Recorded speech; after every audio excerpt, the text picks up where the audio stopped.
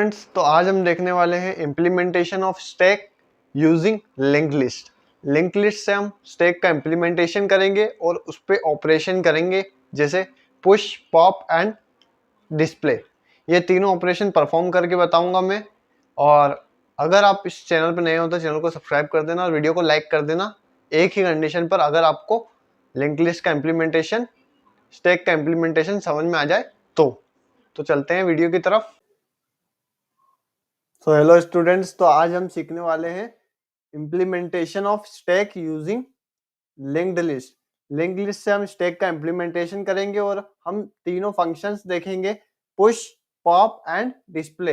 ये तीनों फंक्शंस हम सीखेंगे लाइन बाय लाइन में, आपको इसका मीनिंग बताऊंगा कोड का पूरा। तो चलते हैं कोड की तरफ। तो हमको फर्स्ट एक हेडर फाइल यहाँ पर जोड़नी पड़ेगी। और वो क्यों जोड़नी पड़ेगी? हेडर फाइल हमको कौन सी जोड़नी पड़ेगी? stdlib standard library dot H. ये हमको क्यों जोड़नी पड़ेगी? क्योंकि हमको पुश फंक्शन में एक नोड बनानी पड़ेगी जिसको डायनामिकली मेमोरी एलोकेट करना पड़ेगी। उसके लिए हमको malloc फंक्शन का यूज करना पड़ेगा और वो हमारी इस लाइब्रेरी में होता है, इसलिए हमको इस लाइब्रेरी को ऐड करना पड़ेगी। तो हम पहले पुश करेंगे तो हमको एक नई नोड बनानी पड़ेगी। तो हम पहले नोड बनाने से पहले हम नोड बना लेते हैं। तो स्ट्रक्ट नोड, ये क्या होता है? एक ब्लूप्रिंट रहेगा हमारी हर नोड के लिए। एक स्ट्रक्चर हमारा ब्लूप्रिंट होता है सारी नोड के लिए। नोड बना रहे, नोड नाम से बना रहे इसलिए। तो स्ट्रक्ट नोड, हम इसके अंदर एक डाटा डालेंगे और एक स्ट्रक्ट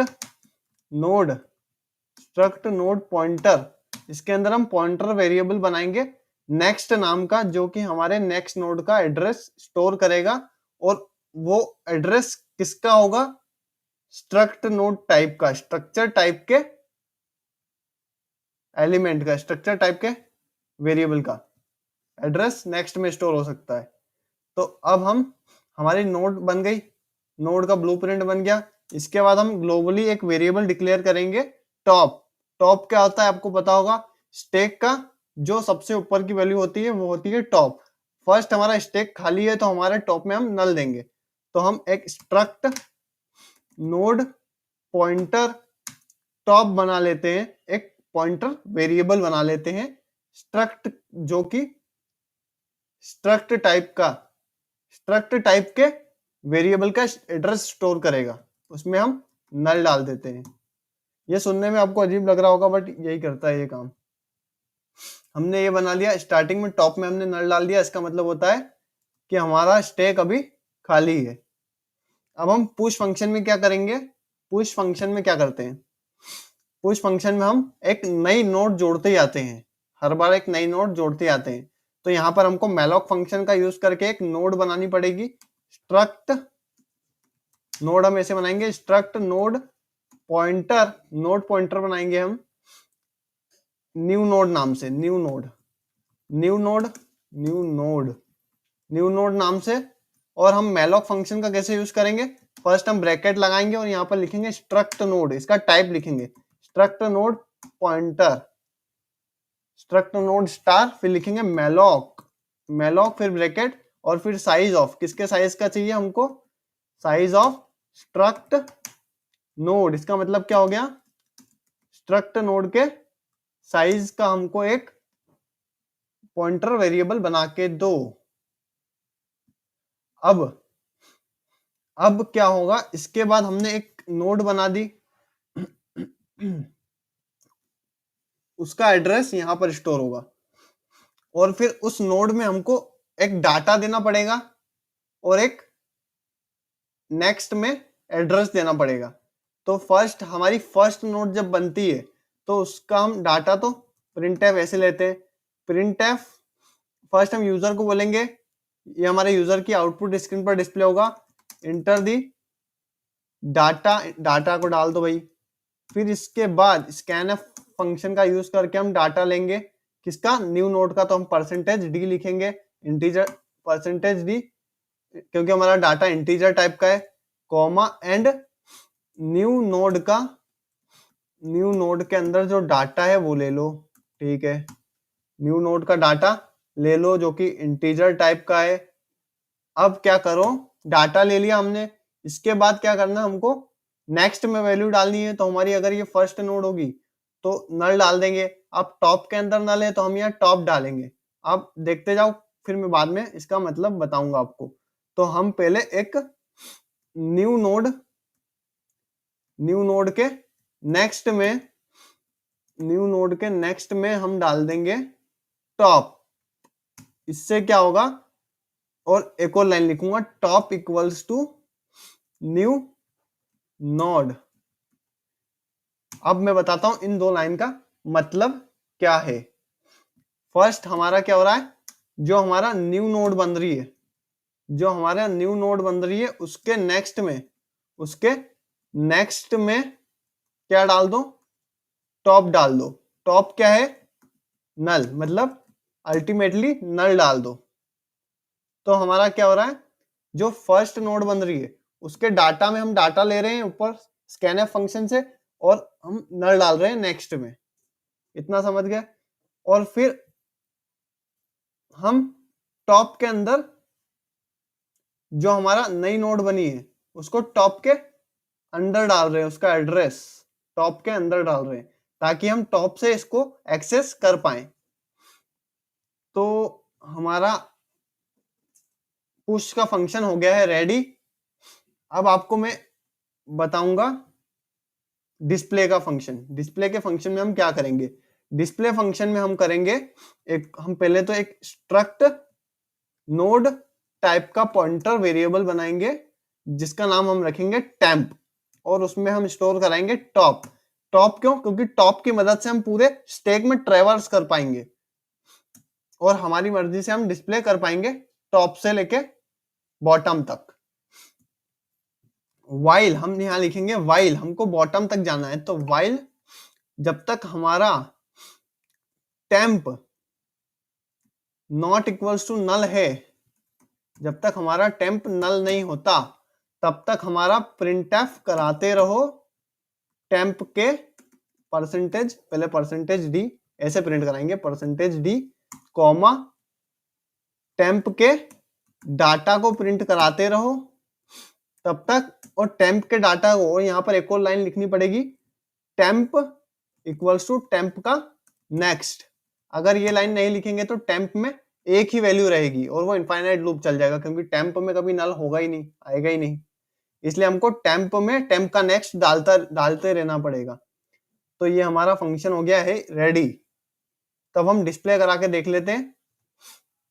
तो हम पहले एक स्विच केस बना लेते हैं। हम एक स्विच केस बनाएंगे, हम पहले एक वेरिएबल लेंगे इंट चॉइस नाम का, आप देखते जाओ, और एक स्विच केस बनाते हैं। स्विच पहले तो वाइल लूप में लेंगे क्योंकि हमको स्विच केस बहुत बार चलाना पड़ेगा। तो एक इनफाइनाइट लूप बनाएंगे 1 लिखकर, वाइल इसका मतलब होता है ट्रू, तो कंडीशन हमारी ऑलवेज ट्रू रहेगी तो हमारा लूप इनफाइनाइट हो जाएगा। तो हम लिखेंगे यहाँ पर स्विच, हम लिखेंगे स्विच अगर हमारी स्विच में क्या लेंगे हम, चॉइस, और फिर केस बनाएंगे हम अलग अलग। केस 1, अगर हम 1 प्रेस करते हैं तो हमारे पुश फंक्शन को कॉल कर दो, पुश फंक्शन को कॉल कर दो, पुश फंक्शन को कॉल कर दो, रुक जाओ ब्रैकेट लगाते हैं, फिर पुश फंक्शन को पुश फंक्शन को कॉल कर दो। और हम अगर केस 2 लिखते हैं, केस 2 में हमको करा दो आप, केस 2 में हमको करा दो आप डिस्प्ले फंक्शन को कॉल, और हम यहां पर लिखते हैं, और हम यहां पर लिखते हैं प्रिंटफ, यहां पर लिखते हैं 1 प्रेस करो for push \n and 2 press करो फॉर डिस्प्ले। ये हो गया \n एंड हमारा कोड हो चुका है रेडी। अब हम इसको रन करेंगे और एक और दे देते हैं यहां पर डिफॉल्ट केस। डिफॉल्ट में हम प्रिंटफ करा देंगे इनवैलिड चॉइस, इनवैलिड चॉइस। अब हमारा कोड हो चुका है परफेक्ट रेडी। केवल पॉप फंक्शन बचा है, हम इसको पहले रन करके बताता हूं मैं। डिफॉल्ट प्रिंटफ यहाँ पर एरर बता रहा है, यहाँ पर क्या एरर है यार, प्रिंट एफ रन, डिफॉल्ट में क्या एरर हो सकता है, ये यहाँ से ब्रैकेट है, इसका यहाँ से ब्रैकेट है, इसका यहाँ से ब्रैकेट है, इसका यहाँ से ब्रैकेट है, इसका यहाँ से ब्रैकेट है, ये फंक्शन है हमारा, इसमें क्या एरर आ रहा है, डिफॉल्ट सही तो है, अच्छा हाँ यहाँ कॉलन लगेगा डिफॉल्ट, सॉरी। अब हम रन करते हैं, हमारा इनफाइनाइट लूप लग चुका है क्योंकि हमने यहाँ पर चॉइस की वैल्यू नहीं ली है। तो हमको पहले यहाँ पर प्रिंटफ करना पड़ेगा, enter the choice, enter the choice, enter the choice, first हमारी चॉइस डाल दो आप, फिर हम स्कैनफ यूजर से चॉइस लेंगे, %d कॉमा एंड चॉइस। अब हमारा इनफाइनाइट लूप नहीं लगेगा, रन करते हैं, 1 फॉर पुश, हम 1 करते हैं, इंटर द डाटा, डाटा में हम देते हैं 1, फिर हम एक और वैल्यू पुश कराएंगे, डाटा में देते हैं 2, फिर हम एक और वैल्यू पुश कराएंगे, डाटा में देते हैं 3, फिर हम एक और वैल्यू पुश कराएंगे, डाटा में देते हैं 4। अब हम डिस्प्ले कराना चाहते हैं तो हम 2 प्रेस कर देंगे, तो क्या होना चाहिए 1 2 3 4, मतलब 4 3 2 1। तो ये हमारा हो गया 4 2 3 1, ये 1 हमारा अलग है, ये 1 हमारा इसका है।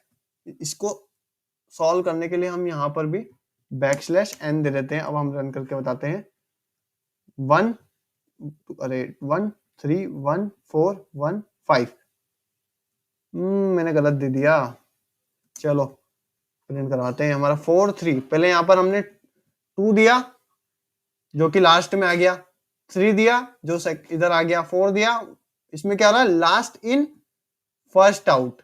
तो ये हमारा हो गया पुश फंक्शन रेडी। अब हम सीखेंगे पॉप फंक्शन। इसमें पॉप फंक्शन में हमको ध्यान से करना पड़ेगा। पॉप फंक्शन में हम क्या करते हैं, टॉप से उड़ा देते हैं, हम एक नोड को उड़ा देते हैं। तो हम पहले यहाँ पर एक रेफरेंस लेंगे, स्ट्रक्ट नोड पॉइंटर वेरिएबल बनाएंगे टेम्प नाम का, जिसमें हम करा देंगे टॉप ताकि हम ट्रेवर्स कर पाए। तो struct node temp equals to top, pop function. तो हम क्या करेंगे, टॉप में टॉप का नेक्स्ट डाल देंगे, टॉप में टॉप का नेक्स्ट डाल देंगे। तो इससे क्या होगा, हमारा टॉप में टॉप का नेक्स्ट आ जाएगा, इससे हमारा टॉप हो जाएगा रिमूव। बट हमारा टॉप अभी मेमोरी में प्रेजेंट है, उसको फ्री करने के लिए हमको फ्री फंक्शन का यूज करना पड़ेगा और हमको यहाँ पर लिखना पड़ेगा टेम्प, फ्री कर दो टेम्प को, क्योंकि हमने टॉप को टेम्प के इक्वल करा है, इसलिए हमारे टेम्प को रिमूव कर दो। अल्टीमेटली हमारे टॉप को रिमूव कर दो, बट इस टॉप को नहीं, इस टॉप को रिमूव कर दो। तो हमारा फंक्शन हो चुका है रेडी। तो हम पॉप कराते हैं, एक और इसमें कंडीशन रह गई, अगर हमारा स्टैक खाली हुआ तो पॉप किसको करेगा। तो हम लिखेंगे यहाँ पर, अगर हमारा टॉप इक्वल्स टू नल हुआ तो आप बता देना हमको प्रिंटफ कि हमारा stack is empty, stack is empty, stack is empty. ठीक है, अब हमारा फंक्शन हो चुका है पूरा रेडी, प्रोग्राम हमारा हो चुका है रेडी। अब इसको रन करने की देरी है। अब हम स्विच केस में लगा देते हैं, केस 2 में हम लगा देते हैं पॉप फंक्शन, एंड केस 3 में लगा देते हैं हम केस 3 में हम लगा देते हैं डिस्प्ले फंक्शन को। डिस्प्ले फंक्शन को हम केस 3 में लगा देते हैं और यहाँ पर लिख देते हैं press 2 for pop, \n, press 3 for display, display 3 को करो डिस्प्ले, फिर \n। हमारा कोड हो चुका है रेडी। अब हम करेंगे रन। अब हमको करना है 1 पुश करना है, तो हम 2 का टेबल पुश कराएंगे, यहाँ पर 1 2 पुश करा दिया, 1 पुश कराना है, 4 हमको पुश कराना है इसलिए 1, अब 6 करा देंगे पुश, 1 8 1 10, चलो 10 तक कराते हैं। अब हमको कराना है डिस्प्ले, तो हम 3 प्रेस करेंगे और हमारा डिस्प्ले हो गया 10 8 6 2 642 हमारा 10 लास्ट में गया, इसलिए हमारा 10 स्टार्टिंग में आया। Last in first out.